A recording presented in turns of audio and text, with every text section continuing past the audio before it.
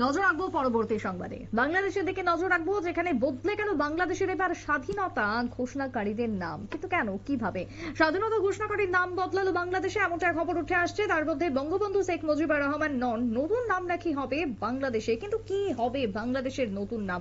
Telephone লাইনে রয়েছেন প্রতিনিধি সম্রাট চৌধুরী। সম্রাট, বাংলাদেশের একের পর এক ছবি, প্রত্যেকটা দিন যেন তাদের নতুন নতুন আমরা জিনিস দেখছি। তারা ইতিহাসকে ভুলে যেতে চাইছে, তারা মান্যতা দিচ্ছে না স্বাধীনতাকে। এবার নতুন কি পদক্ষেপ তারা নিচ্ছে?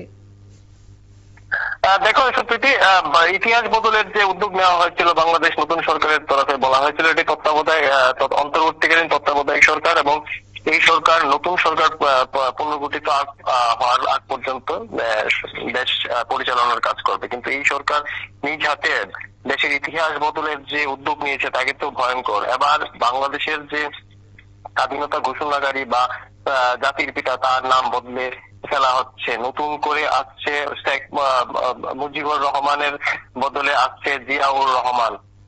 দেখো, 1971 সালে যে বাংলাদেশের স্বাধীনতা ঘোষণা দেওয়া হয়েছিল সেটা দিয়েছিলেন 26 মার্চ। সেই ঘোষণা দিয়েছিলেন বেতার মাধ্যমে, ঘোষণা দিয়েছিলেন শেখ মুজিবুর রহমান। এবং পরবর্তী সময় তার বক্তব্যকে কোট আনকোট তার বক্তব্যকে তুলে ধরে কিন্তু আবার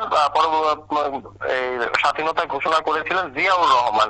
এই বিষয়টিকে সামনে রেখে একাংশ বুদ্ধিজীবী এবং গবেষণাকারীদের মতামত নিয়ে এবার 2025 সাল থেকে বাংলাদেশের প্রত্যেকটি প্রাপ্য বইয়ে এখন থেকে পড়ানো হবে যে বাংলাদেশের স্বাধীনতা ঘোষণা করেছেন জিয়াউর রহমান। মানে বর্তমান যে শেখ হাসিনার যে বাবা মুজিবুর রহমান, তার নাম বদলে এবার খালেদা জিয়ার যে স্বামী রয়েছেন জিয়াউর রহমান, তার নাম কিন্তু সামনে তুলে আনা হবে। গোটার দেশের ইতিহাস বদল দেওয়ার একটা চেষ্টা চলছে। পাঠ্য বইয়ে এই বিষয়টি নতুন করে তুলে ধরা হয়। স্বাভাবিকভাবে আগামী প্রজন্ম কিন্তু আজ জাতির পিতা হিসেবে শেখ মুজিবুর রহমানকে আর জানবেন না, জানবেন যে জিয়াউর রহমান স্বাধীনতা ঘোষণা করেছিলেন। অথচ মূল বিষয় হচ্ছে জিয়াউর রহমান কিন্তু সেই সময় বাংলাদেশের একাংশের সেনা প্রধান হিসেবে দায়িত্ব ভার করেছিলেন। মূল মুক্তিযুদ্ধের যে নেতৃত্ব দিয়েছিলেন তিনি হচ্ছিলেন মুজিবুর রহমান। তিনি প্রথম স্বাধীনতার ঘোষণা করেন, 26 মার্চ বাংলাদেশের স্বাধীন বলে ঘোষণা করেন। এবং পরবর্তী সময়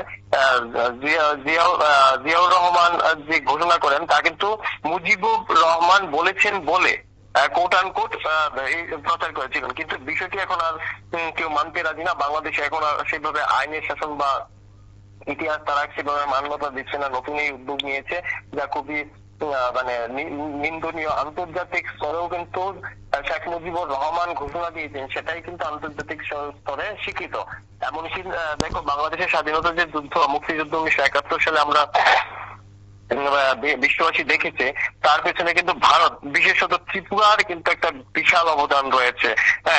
রাজ্যের প্রবীণ যারা রাজনৈতিক এবং ব্যক্তিরা রয়েছেন তারা সরাসরি 71 যুদ্ধে দেখেছেন, অংশ নিয়েছেন রীতিমতো। আমরা এখনো জানি খোয়াই আসারাম বাড়িতে প্রথম মুক্তিযোদ্ধাদের প্রশিক্ষণের একটি ক্যাম্প তৈরি হয়েছিল। সেই ক্যাম্পে এখনো বিএসএফ এর একটি ক্যাম্প রয়েছে। সেই ক্যাম্প এলাকাতে বিএসএফ এর একটি ক্যাম্প, এবং ওই ঘর থেকে কিন্তু নির্দিষ্ট ঘর থেকে কিন্তু খুবই যত্ন করে একটি মাটির দেওয়ালের ঘর যত্ন করে রাখা হয়েছে। প্রথম মুক্তিযোদ্ধার ক্যাম্প। বাংলাদেশ যে শব্দটি, বাংলাদেশের যে নাম করে নাকি ভাষার ভিত্তিতে পৃথিবীতে একমাত্র দেশ যে দেশ ভাষার ভিত্তিতে তৈরি, ভাষাকে কেন্দ্র করে তৈরি হয়েছিল, সেই বাংলাদেশ নামটি প্রথম দেওয়া হয়েছিল ত্রিপুরার বিধানসভা, উজ্জয়িত প্রাসাদের তখন বিধানসভা বসত। সেই বিধানসভা থেকে কিন্তু, ত্রিপুরা বিধানসভা থেকে কিন্তু প্রথম এই নাম দেওয়া হয়। এই সমস্ত ইতিহাস কিন্তু একে একে একে একে ভুলিয়ে দেওয়া হবে। সব বদলে ফেলা হচ্ছে, জাতির পিতার নাম বদলে দেওয়া হচ্ছে, বদলে জিয়াউর রহমানের নাম আগামী পাঠ্য বইয়ে তোলা হবে। এবং 2025 সাল থেকেই কিন্তু পাঠ্য বইয়ে এই নাম অন্তর্ভুক্ত হচ্ছে অন্তর্বর্তীকালীন সরকারের উদ্যোগে। তার মানে সেই জায়গাতে শেখ মুজিবুর রহমান এবং তার যে অবদান সেটা সম্পূর্ণভাবে মুছে যাচ্ছে বাংলাদেশে। আগামী দিনে কি তাহলে কোনো অস্তিত্বই থাকবে না মুজিবুরের? একদম। বাংলাদেশের যে পরিস্থিতি বর্তমানে, প্রত্যেকদিন কিন্তু তুমি লক্ষ্য করে দেখো মুজিবুর রহমানের নামে যার যা স্মৃতিসৌধ ছিল, যতগুলি বিভিন্ন সেতু, বিভিন্ন পাঠাগার, গ্রন্থাগার থেকে শুরু করে বিভিন্ন বড় বড় ভবন, সবই তো বদলে ফেলা হচ্ছে। শুধু বাকি রয়েছিল জাতির পিতা হিসেবে তাদের যে স্বীকৃতি।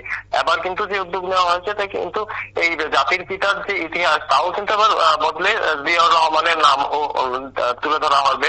জিয়াউর রহমান হচ্ছে বর্তমান যে বাংলাদেশের রাজনৈতিক দল বিএনপি খালেদা জিয়ার স্বামী। তো তার স্বাভাবিকভাবে তার নামে যেহেতু পাঠ্য বইয়ে উঠে আসছে আগামী দিনে, এই একটা জিনিস স্পষ্ট কিন্তু বর্তমানে যে তত্ত্বাবধায়ক সরকার ইউনিটের সরকার, উনি কিন্তু আর নিরপেক্ষ তত্ত্বাবধায়ক সরকার বা অন্তর্বর্তীকালীন সরকারের যেভাবে দায়িত্ব পালন করার কথা সেভাবে দায়িত্ব পালন করছেন না।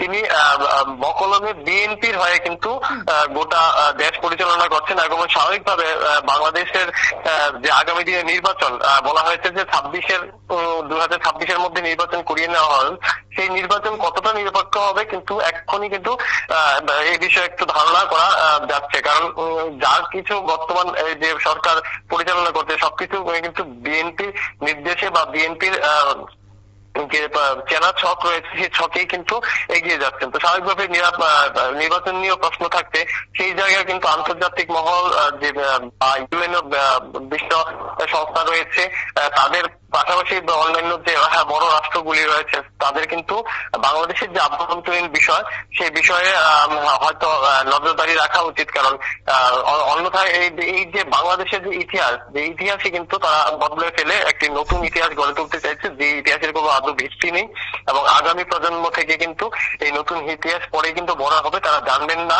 যে শেখ মুজিবুর রহমান কিরকম পরিস্থিতিতে বাংলাদেশকে পাকিস্তানের হাত থেকে স্বাধীন করেছিলেন শুধুমাত্র নিজের ভাষায় মাতৃভাষায় কথা বলার জন্য এই দেশটিকে স্বাধীন করেছিলেন।